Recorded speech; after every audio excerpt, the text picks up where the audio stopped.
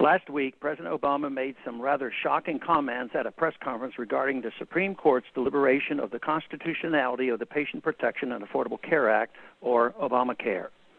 His comments belie a grasp of constitutional concepts so lacking that perhaps the University of Chicago Law School should offer a refund to any students taught constitutional law by then Professor Obama.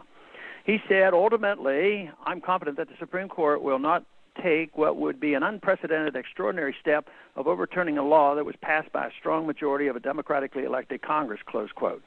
It almost sounds as if he believes the test of a constitutionality is whether a majority approves of the bill, as opposed to whether the legislation lies within one of the express powers of the federal government. In fact, the very design of the Constitution, with power split amongst two branches of the legislature, which writes the laws, and an executive who administers the law, and an independent judiciary which resolves disputes regarding the meaning of the laws, was designed to thwart popular will and preserve liberty.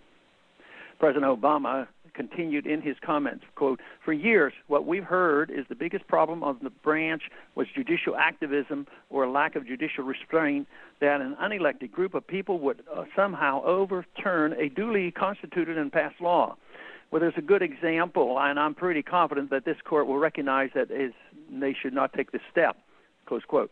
President Obama seems to misunderstand that the criticism of an activist judiciary is not that it is overturning unconstitutional federal laws, but instead that it is usurping the authority to intervene in areas such as abortion, where the Constitution reserves authority to the states. In fact, upholding clearly unconstitutional laws such as Obamacare because the justices bowed to the will of the people or believed the individual mandate was a good social policy could be considered an example of judicial activism. The founders never intended the judiciary to have the last word or whether or not a law is constitutional. The judiciary is equal to the Congress and the president, not superior. Representatives, senators, presidents, and judges all have an independent duty to determine a law's constitutionality. The founders would be horrified by the attitude of many lawmakers that they can pass whatever laws they want, and federal judges will then determine whether or not the law is constitutional. Additionally, state governments have the authority to protect their citizens from federal laws that threaten liberty.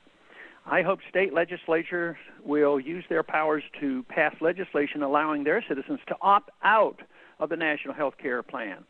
Unfortunately, even many of my colleagues who correctly argue Obamacare's unconstitutionality support the president when he asserts the power to send troops into battle without a declaration of war or have citizens indefinitely detained and even assassinated on little more than his own authority.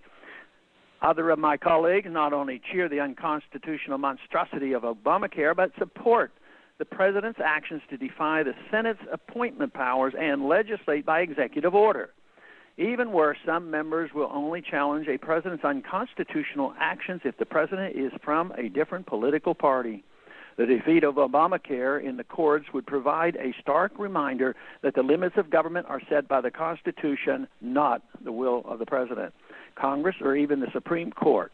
However, the victory would be short-lived as long as the legislative branch refuses to do its duty to abide by the constitutional limits and exercises its power to ensure the other two branches do likewise.